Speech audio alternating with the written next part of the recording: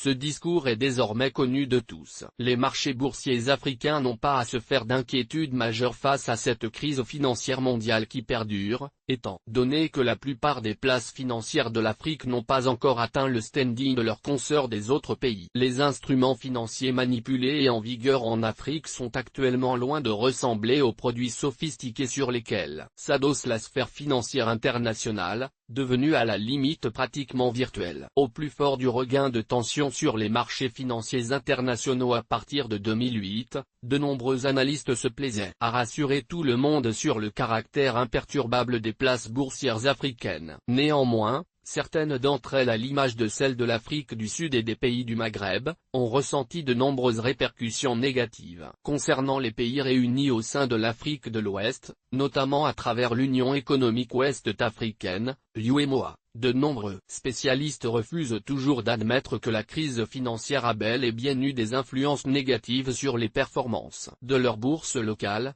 la BRVM, Bourse régionale des valeurs mobilières. Ils confortent leur position en brandissant comme argumentaire principal le caractère embryonnaire de cette place boursière et son cloisonnement vis-à-vis de la dynamique des marchés internationaux. Mais ce que ces spécialistes oublient très souvent, c'est qu'à regarder simplement les résultats de la BRVM, on se rend compte qu'à partir de l'année 2008, année de dégradation de la crise des subprimes aux USA, les cours des valeurs cotées à la BRVM ont amorcé une tendance baissière très forte. S'agit-il d'une simple coïncidence ou d'une véritable corrélation dont les paramètres n'ont pas encore été déterminés par les analystes de cet environnement boursier? Un décryptage systématique s'impose donc. Des chiffres qui parlent d'eux-mêmes en effet. Les deux indices boursiers principaux de la BRVM, à savoir, le BRVM10 et le BRVM Composite, ont démarré leur cotation sur cette place boursière depuis le 15 septembre 1998 avec pour chacun une valeur estimée à 100 points. À la fin de l'année 2007, ces deux indices cotaient respectivement 224,85 points et 199,5 points. Soit des taux de croissance de 124,85% et 99,45% en prenant l'année 1998 comme année de référence. Jusqu'ici, tout va bien. On dira même que la BRVM a le vent en poupe. Mais là où les choses commenceront à se compliquer, c'est en 2008. Ces deux indices ont terminé l'année en affichant chacun 192,08 points et 178,17 points. Là où certains financiers ont pu voir une croissance de 92,08% et 78,17% en s'appuyant toujours sur l'année de départ 1998.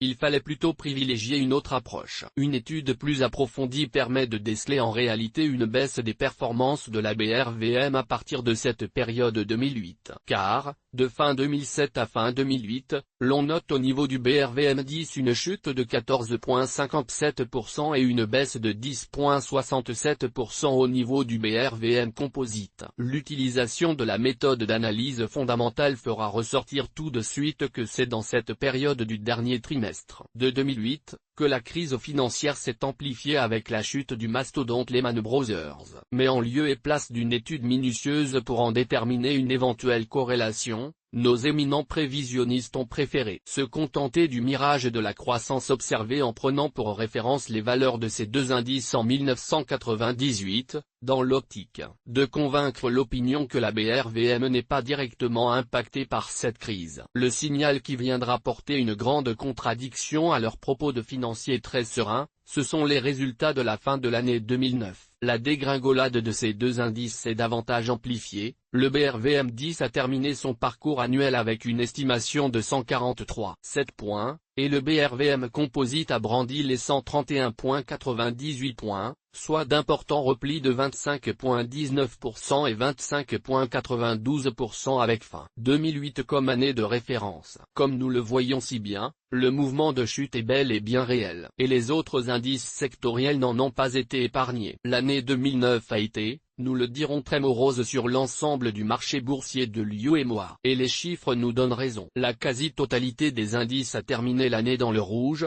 avec des baisses très significatives. BRVM Industrie, 31,64%, BRVM Services Publics, 9,23%, BRVM Finance, 43,56%, BRVM Transport, 20,11%, BRVM Agriculture, 49,54%, BRVM Distribution, 12,41%, BRVM Autres secteurs, 0,00%. Au risque d'être alarmiste, il y a lieu tout de même d'attirer l'attention des investisseurs actifs sur ce marché que la tendance est fortement baissière. Elle peut ne pas être directement liée à la tension régnant actuellement sur les places financières internationales, mais toujours est-il que l'on gagnerait à se rendre compte de l'évidence du mouvement de baisse, pour l'insérer dans le portefeuille de prise de risque. 2010, année de redressement des indices BRVM. On est tenté de s'interroger sur l'allure que prendront ces indices au cours de l'année 2010. Nous enregistrons déjà de bonnes nouvelles concernant le BRVM 10. Celui-ci a démarré l'année à 147 points. Dans son parcours, il a établi son plus haut du mois à 149,25 points, avant de venir décrire un support à 144,26 points. Prenant appui à ce niveau, il se dirige depuis peu vers la résistance des 147,31 points. Notons qu'à sa dernière cotation du 29 janvier 2010,